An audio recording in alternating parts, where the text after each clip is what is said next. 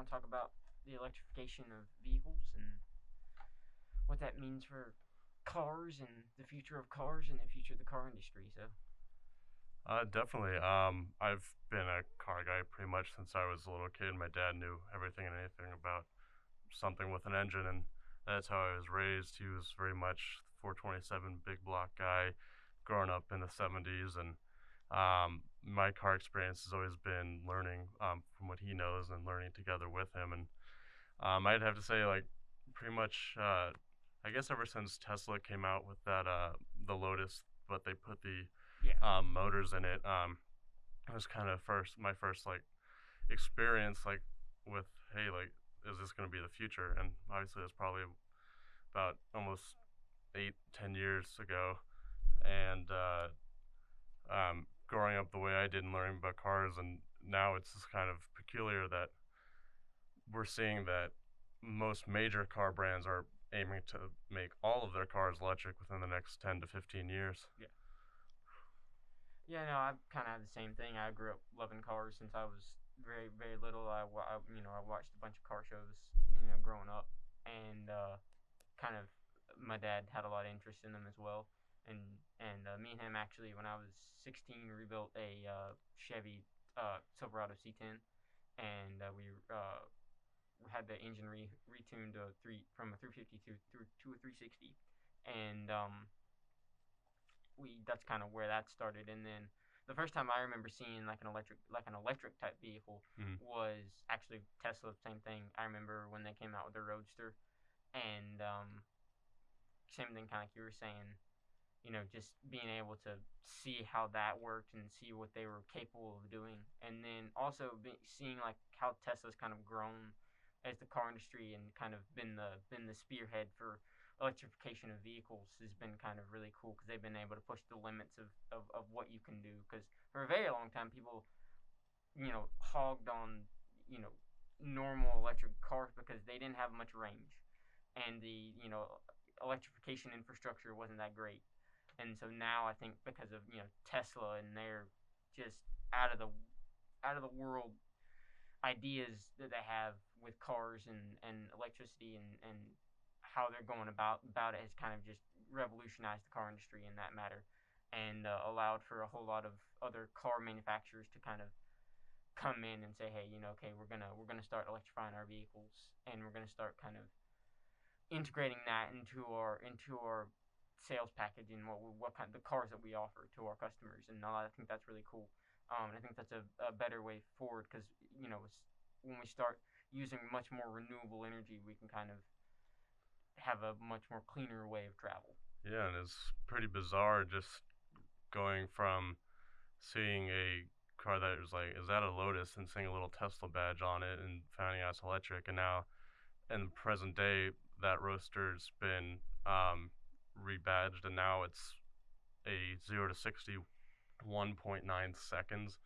And Crazy. as far as like them integrating electric motors into other cars, the Hummer was pretty much a joke. It's just a big, bulky plastic gas guzzler, and obviously got discontinued years ago. But now uh, the company's releasing it with an electric motor, over 1,000 horsepower, and supercar stats, and it's uh, incredibly bizarre to see that. And as to your point about the earlier electric cars, like, I remember my family had like a Nissan Leaf for a couple years, but like the Leaf, Bolt, like all those were kind of struggling a little bit until Tesla really formed it to make it look like a normal car. And I think there was like a lot of stigma because while you, yes, could make a normal looking car that is also electric, companies wanted to make it like a different thing, make it look special, but they looked kind of goofy. They're always very round and stubby, and I mean, they were fun to drive, but now they're pumping out like 600-700 horsepower out of normal looking cars, and it's insane. Like, I watch lots of videos of drag races where either a Tesla or something similar is just destroying a normal supercar. So um, as a kid, I'd go to like the Petit Le Mans, Yeah. and it's insane for me to, like, I guess now 10, 12 years later to see just a normal looking four-door sedan just crush all those cars that would be there.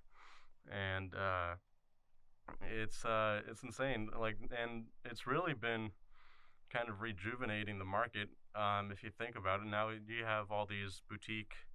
They're mainly more supercar, Mm. electric supercars, but it's creating a lot more competition, a lot more business, and it's also helping regular car brands like Ford, like Rivian's coming out, Oh I yeah. think, within like a year or two. Yeah. And Ford invested a lot of money into that. Into the Bronco or And into the. with the electric cars, they're infinitely more capable once you take out a transmission and engine in a car. It allows for, I mean, as many creative possibilities as you want. You definitely see um, the I mean, I remember seeing the Rivian, how it has storage spaces within the side of the truck, within everywhere, and you can't get that with a normal electric. I mean, a normal gas car. No, because the torque is going straight to the wheels. Yeah, It just goes from the motor to the wheels, and that's it. And so immediately when you put your foot on the gas, it's like it's right there. It's like right there when you want it. And I think that's kind of a lot of the appeal. That's why we're seeing some these like insane 0 to 60 times. Like hmm you a car that you take your kids to school in the morning can go 0 to 60 in 2.6 seconds. Even 5 years ago, that was like what? No, who? That's crazy. And like Tesla coming out with their new Plaid series, like 1.9 seconds yeah, is insane for a four-door sedan. and then That's they have crazy. that SUV version that's going to be pretty much right there. I mean, I read it was about 1,086 horsepower Yeah. out of your family SUV, the same one that you put the kids' sports equipment in and drive around. Gonna walk any car on the street. Yeah. Yeah, but yeah. So there's a lot of innovation, a lot of things happening. I can't wait to see what's coming in the future for electric vehicles and like the electric infrastructure here in the U.S. I know in other parts of the world it's gotten a little bit better, but I just can't wait till here the wider variety of options for electric vehicles, and maybe we can see more sporty, more kind of two-door, two-seater, cars like that, for normal everyday use that aren't exactly supercars, but are kind of like normal everyday cars. Kind of Mm-hmm. my hope, because like that's kind of the interest that I have. But yeah, so I can't wait to see that. But thank you for listening. Yeah, appreciate it.